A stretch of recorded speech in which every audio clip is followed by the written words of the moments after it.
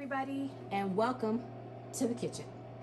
I almost forgot about y'all. I got to talking with my mom. We got in this kitchen and I almost forgot to turn this camera on. But see, I turned it on. I didn't forget. So if you want to see what I'm doing in the kitchen today, stay tuned.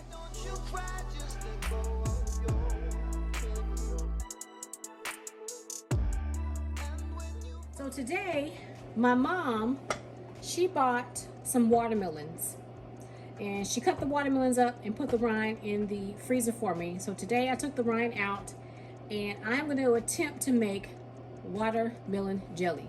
Now, what I've done so far, because I forgot to bring you guys along, was Mom and I skinned the watermelon. We just took the skin off, cut it into little cubes or relatively small-ish cubes, and I poured sugar on top. Now, I'm going to have to put a recipe in the description box below because I don't know how much is in here as far as the watermelon or the sugar. Y'all know how I do it. I just kind of measured by how I feel. And Mom's like, yeah, that's right. So here we are at this point. I've got the watermelon in the pot and I have the sugar in the pot. Now what I'm waiting for, and I have to apologize if you all hear that noise, I do apologize. The dehydrator is going and I have other things going in the kitchen, so I have to keep doing what I'm doing, and you all are going to hear the dehydrator today. I do apologize, but this is a busy working kitchen. So what I'm waiting on is for this watermelon to render its juices. And if you see, can y'all see down in there?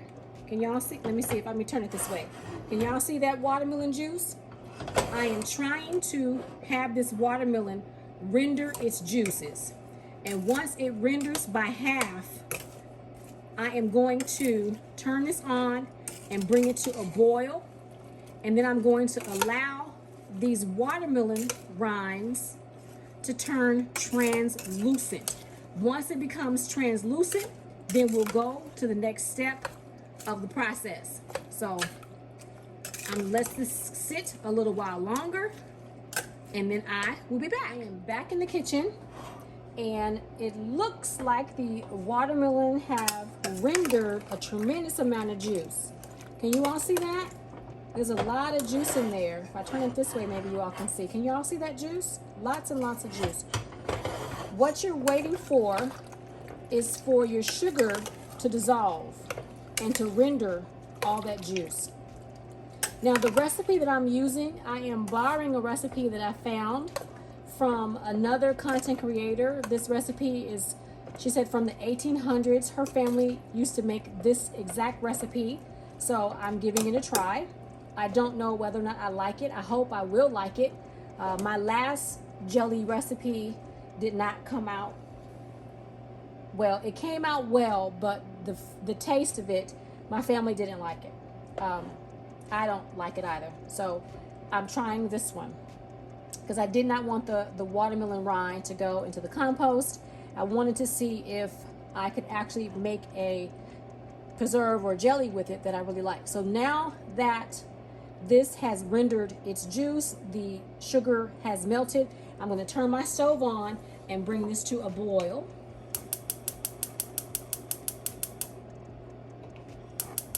Okay, there's an issue. Hold on. My pot was sweating and it sweat down into my eye, and so half of my eye was on and the other half was off.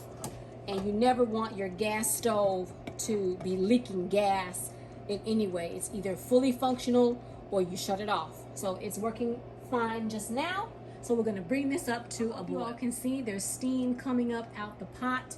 We want this pot to boil and make these watermelon rinds translucent. As you can see, they are really boiling. They are not translucent yet. I'm just now getting this up to a boil. So I'm going to continue to boil this down until these become translucent.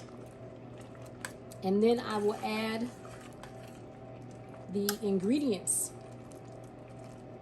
So let me keep boiling this down. And as soon as they become translucent, then it's time to start adding the ingredients.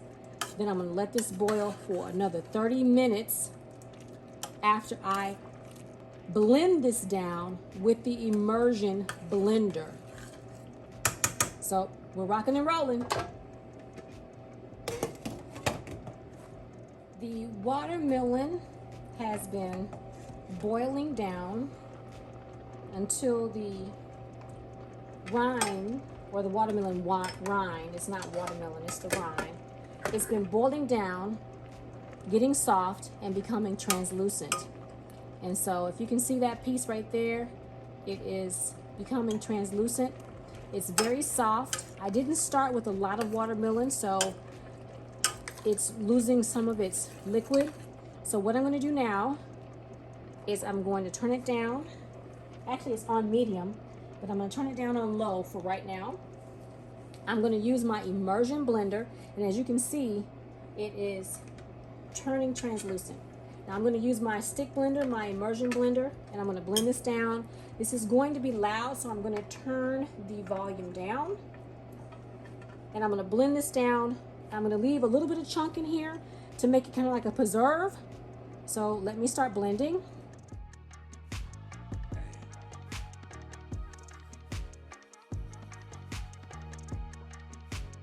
Now that I've blended this down, I'm going to let it simmer for about 15 to 30 minutes, and then I'm going to start adding the seasonings, and then we can start getting it in the water bath canner. Okay, it is boiling nicely on low, as you can see. I am going to start adding my ingredients. I'm going to put 1 teaspoon of cinnamon, a little bit more than I need. Okay. Come on, cinnamon. Cooperate. There we go. 1 teaspoon of cinnamon. Hope that wasn't an overabundance of cinnamon, because a little bit got in the pot. And I'm going to get a little bit of vanilla extract. So let me get that. A teaspoon of vanilla extract, but this is my home brew. Y'all know I don't measure. So I just pour it in there. That was more than a teaspoon. And now I'm going to get some lemon juice. So let me get that. Now I'm going to put my 2 tablespoons of lemon juice in there like that. And I'm going to stir it. Just like that. It looks like applesauce. Now, it is going to be chunky.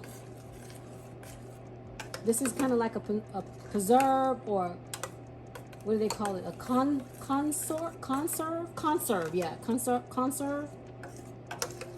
So I'm going to let this simmer for about 30 minutes. And as a matter of fact, I'm going to taste a little bit of it as it is.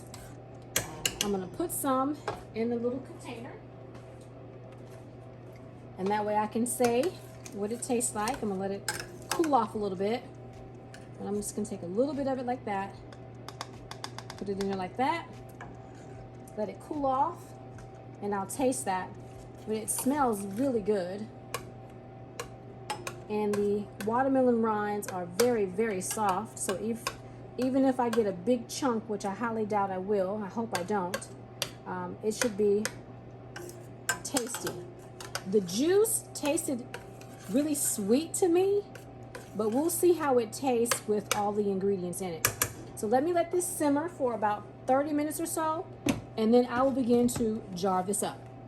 It is time to check on the watermelon rind preserve or conserve.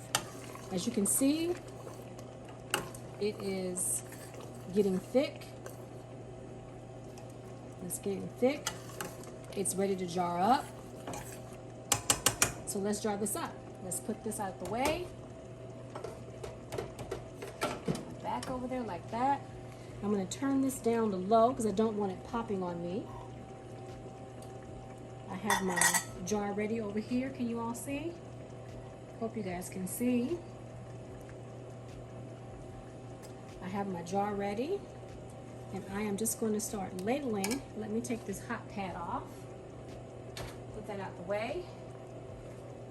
And grab a towel. I do apologize for not being ready. I've got several things going on in the kitchen today. All right, so I am going to start ladling. Just like that. And I can tell you that I did taste it. I should have tasted it on camera with you all, but I'm not really one of those people that likes to taste things on camera. I will, but I'm not a fan of the whole, I guess it's called mukbang. I don't know.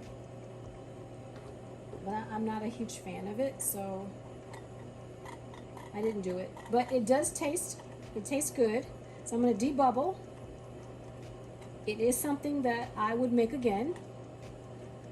Of course, I will not take you all along with me when I do it, but I will make it again.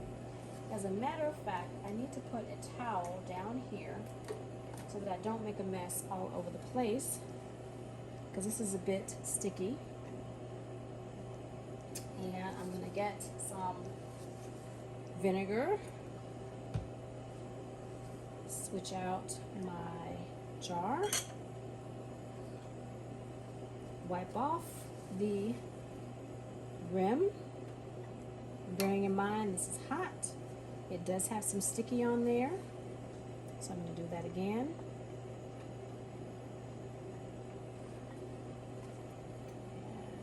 Do it again. Hope you guys can see. There we go. Now I'm going to get a lid and a ring.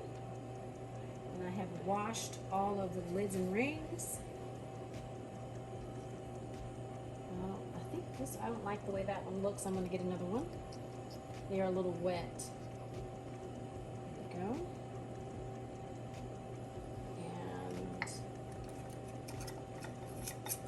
And on the jar, fingertip tight, just like that. And into the canner it's going to go. The canner is off to my left. I would have to cross over you guys. So I'm just going to let it sit off to the side for just a few moments while I get the rest of my jars filled up.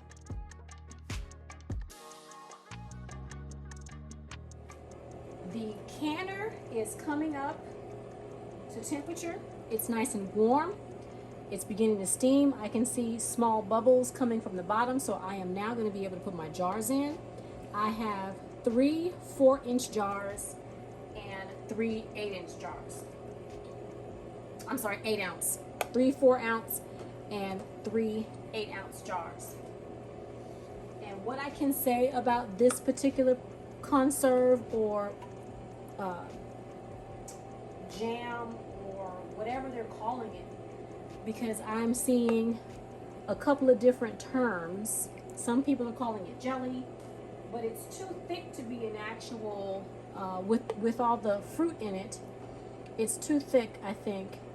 And, well, not too thick, but not as firm as a jelly. It's more like a jam or a conserve. And so I am liking the flavor, the consistency of it. It's kind of hard to pinpoint what it actually tastes like, because it really isn't a watermelon type taste. It tastes a little bit like an apple sauce, but I don't know. I like it. It's interesting. So now it's time to test the water to make sure that I have the right amount of water above my jars, and I do not, so I need to put more water. I made some hot water in my kettle, so I'm going to slowly pour this in the corner, not on top of my jar, just like so that I have enough water to process my jars. I'm going to check it again with my headspace tool, and we are right on the money.